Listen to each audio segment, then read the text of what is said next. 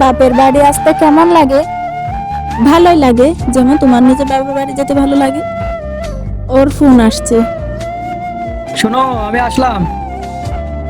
শোনো, কি হয়েছে? আমি বলছিলাম যে 2-3 দিনের জন্য বাড়ি থেকে ঘুরে আসি। আরে তুমি তো 4 মাস আগে গেলে বাপের বাড়ি। মায়ের শরীরটা একটু খারাপ। তুমি এক কাজ করো, তুমি ওখানে পুরো পার্মানেন্টলি শিফট হয়ে যাও। তুমি এক কাজ করো, দিদির টিকিট করিয়ে দাও। কি বললে তুমি? ও পরশুদিন এসেছে, কিছুদিন থাকতে দাও ওকে। দিদি প্রত্যেক মাসে এখানে আসে। দিদি শ্বশুর বাড়িতেও তো দিদিকে দরকার।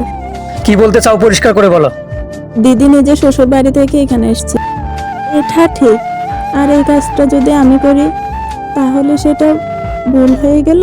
নিজের মেয়েকে দূরে পাঠাতে চাও না, আর পরের মেয়েকে নিজের বাড়িতেই যেতে দাও না। এটা কেমন রীতি?